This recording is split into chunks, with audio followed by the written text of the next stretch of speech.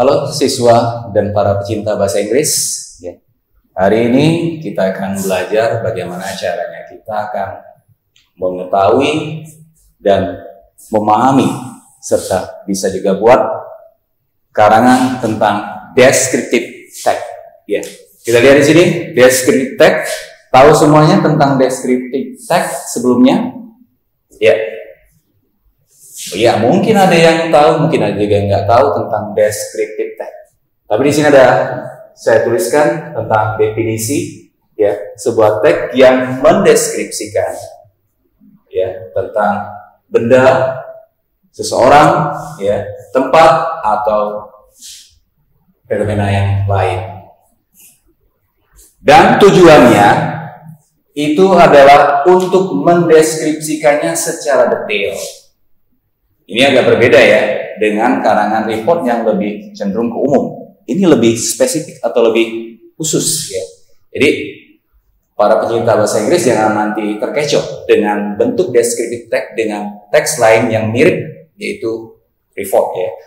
Nah, sekarang descriptive text itu memiliki ciri khas tertentu yang dikatakan language features-nya itu adalah simple present tense. Nah, di dalam teks-teks ini semua waktunya adalah fakta. Ya, karena kenapa dikatakan simple present tense dipakai? Karena ini adalah fakta. Terus ada adjective phrase. Nah, adjective phrase ini adalah suatu penggambaran dari karakter secara fisik, non fisik dari karangan descriptive text. Nah, oke.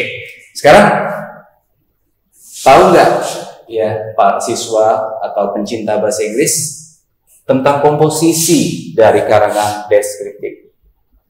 Ya, descriptive text dimulai dengan paragraf bagian identification. Ya. Identification ini adalah bagian identitas. Jadi ada nama, ya, ada latar belakang yang merupakan ciri-ciri identitas dari subjek atau objek yang ingin kita deskripsikan. Terus description. Nah, di bagian ini mulai bagian yang paling detail mengenai penggambaran fisik dan non-fisik dari objek atau subjek yang kita mau deskripsikan. Oke, untuk kita lihat satu sampel contoh berikut ini. Oke, siswa dan pecinta bahasa Inggris, ini ada contoh tentang mendeskripsikan orang. Salah satu contoh, ya, describing people. Judul karangannya adalah My Best Friend. Di bagian identification itu terbaca sangat jelas tentang pengenalan tentang my best friend-nya. Saya baca sebentar. I have a lot of friends in my school, but Piana has been my best friend since junior high school. We don't study in the same class, but we met at school during recess and after school. I first met her, at junior high school orientation, and we've been friends ever since. Nah, ini jelas banget bahwa ada pengenalan, jadi sebagai pengantar mengenai identitas dari subjek yang atau objek yang ingin kita deskripsikan, yaitu si my best friend bernama Piana. Oke, sekarang kita masuk ke bagian description. Di bagian description akan terbaca, Piana is a good looking. She's not too tall, with fair skin and wavy black hair that she often put in a ponytail. At school, she wears the uniform. Other than that, she likes to wear jeans, casual t-shirt, and sneakers. Her favorite t-shirt are those in a bright color like pink, like green, and orange. She's always cheerful. She's also very friendly and like to make friends with anyone. Like many other girls, she also talkative. She likes to share her thought feeling to her friend.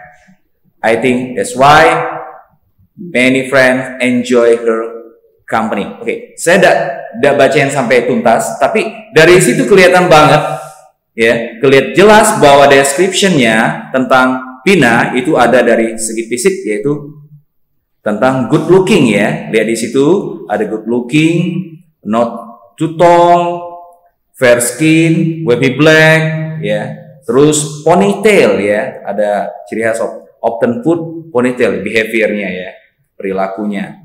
Terus di bagian yang lainnya itu cheerful dan terus sampai ke bawah itu ya. Ini adalah penggambaran tentang Tina. Nah, ini contoh tentang salah satu penggambaran orang. Bagaimana kalau kita menggambarkan yang lain? Tentu sama aja ya. Kenapa sama? Karena semua objek yang ada itu semuanya memiliki postur fisik dan non fisik ya. Tinggal bagaimana kita mensiasati cara kita menggambarkannya. Ya, pasti ada nama kan? Coba kita ambil contoh hewan ya. Tapi kita ambil ini contoh hewan yang pribadi. Kita ambil seperti cat ya, kucing. Ya, kalau kamu punya cat, pasti punya nama kan?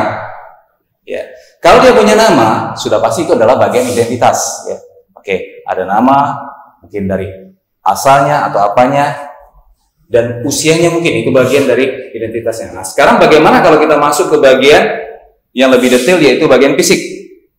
Apa yang akan kita lihat, para pecinta bahasa Inggris? Iya, benar. Kita akan lihat dulu dari kulitnya, bulunya, ya, terus bentuk wajahnya dan sebagainya. Terus bagaimana hal yang non fisiknya? Nah, berarti yang kita lihat adalah yang bukan termasuk penampilan yang di mata, tapi kita bisa lihat dengan perasaannya. Seperti apa? Perilaku, benar. Ya, perilakunya kita lihat apakah dia manja, apakah dia terlihat lucu dan sebagainya. Ya, kayaknya cukup gampang kan? Nah, jadi sebagai kesimpulan kita bahwa belajar membuat deskriptif itu gampang. Asal kita tahu objeknya tersebut, ya, mengenai komposisi mana yang akan kita susun. Pertama adalah komposisi identifikasi, yaitu identitas dari objek atau sesuatu yang ingin kita deskripsikan. Terus kita juga tahu bentuk fisiknya, itu bagian deskripsi, ya, fisiknya maupun yang berbentuk perilaku atau kepribadian. Itulah bagian dari karangan description-nya. Ya. Nah, rasanya untuk yang penjelasan ini cukup sampai di sini. Ya, kalau nanti kita bertemu lagi, kita akan bahas lagi lebih detail lagi dan lebih menarik lagi.